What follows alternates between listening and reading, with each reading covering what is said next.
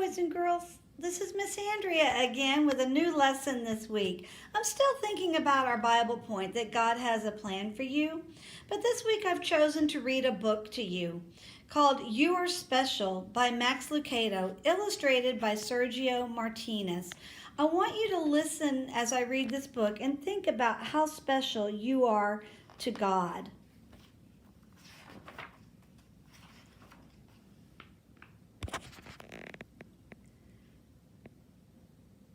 The Wemmicks were small wooden people.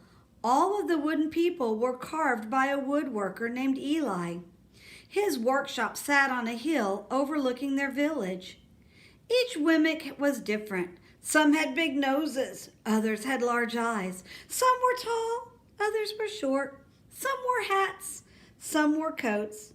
But all were made by the same carver, and all lived in the same village. And all day, every day, the Wemmicks did the same thing. They gave each other stickers.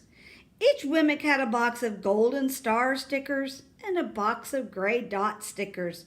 Up and down the streets, all over the city, people would spend their days sticking stars or dots on one another.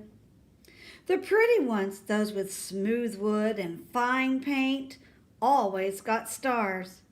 But if the wood was rough or the paint chipped, the Wemmicks gave dots.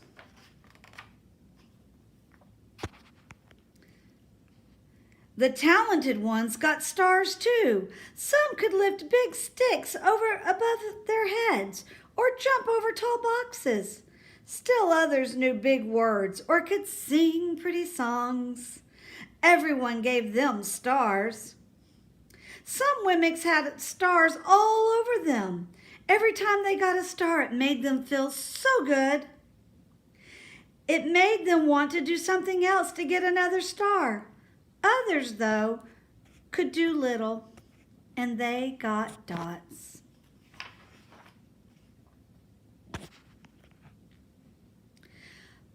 Punchinello was one of those. He tried to jump high like the others, but he always fell. And when he fell, the others would gather around him and give him a dot. Sometimes when he fell, his wood got scratched, and so the people would give him even more dots. Then, when he would try to explain why he fell, he would say something silly, and the Wemmicks would give him more dots. After a while, he had so many dots that he didn't want to go outside. He was afraid he would do something dumb, such as forget his hat or step in water, and then people would give him another dot. In fact, he had so many gray dots that some people would come up and give him one for no reason at all.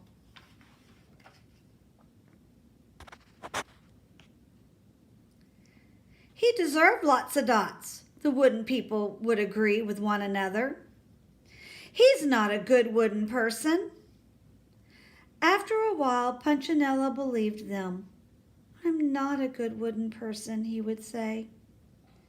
The few times he went outside, he hung around other Wemmicks who had a lot of dots. He felt better around them.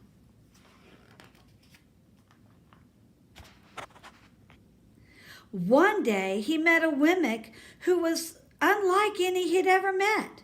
She had no dots or stars. She was just wooden.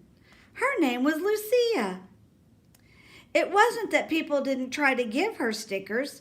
It's just that the stickers didn't stick. Some of the Wemmicks admired Lucia for having no dots, so they would run up and give her a star. But it fell right off. Others would look down on her for having no stars, so they would run up and give her a dot. But that wouldn't stay either. That's the way I want to be, thought Punchinello. I don't want anyone's marks. So he asked the stickerless Wemmick how she did it. It's easy, she replied. Every day I go see Eli. Eli? Yes, Eli the woodcarver. I sit in the workshop with him. Why? Why don't you find out for yourself? Go up the hill. He's there. And with that, the Wemmick had no other stickers, turned and skipped away.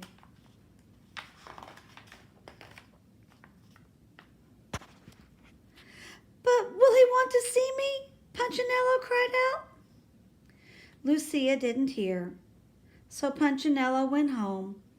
He sat near a window and watched the wooden people as they scurried around, giving each other stars and dots.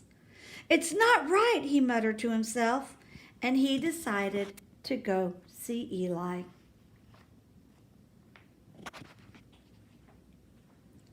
He walked up the narrow path to the top of the hill and stepped into the big shop. His wooden eyes widened at the size of everything. The stool was as tall as he was. He had to stretch on his tiptoes to see the top of the workbench. A hammer was as long as his arm. Punchinello swallowed hard. I'm not staying here, and he turned to leave. Then he heard his name. Punchinello. The voice was deep and strong. Punchinello stopped. Punchinello, how good to see you. Come and let me take a look at you. Punchinello turned slowly and looked at the large bearded craftsman. You know my name? Said the little Wemmick. Of course I do. I made you.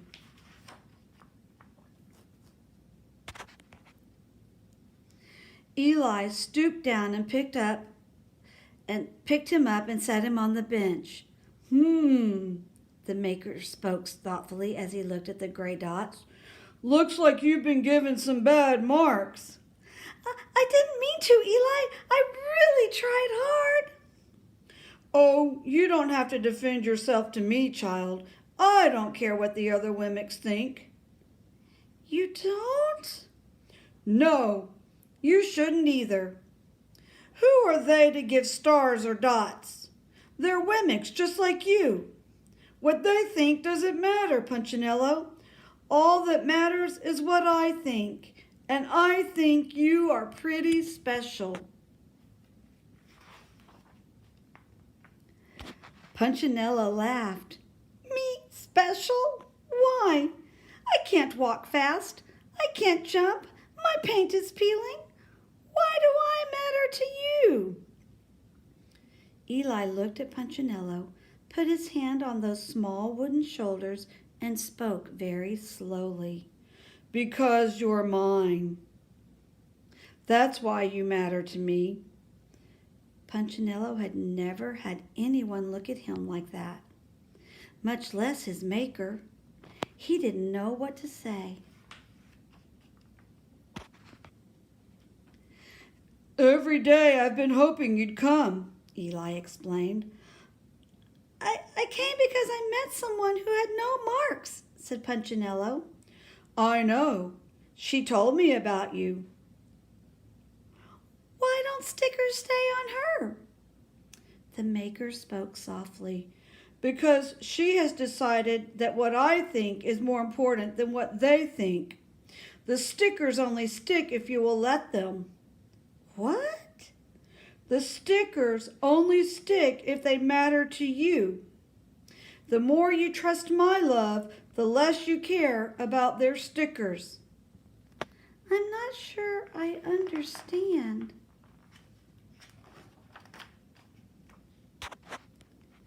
Eli smiled. You will, but it will take time. You've got a lot of marks. For now, just come see me every day and let me remind you how much I care. Eli lifted Punchinello off the bench and set him on the ground. Remember, Eli said as the Wemmick walked out the door, you are special because I made you and I don't make mistakes. Punchinello didn't stop, but in his heart he thought, I think he really means it. And when he did, a dot fell to the ground.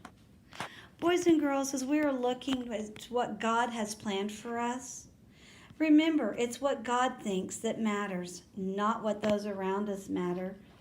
So just remember to spend time with God each day, asking Him what His plan is for your life.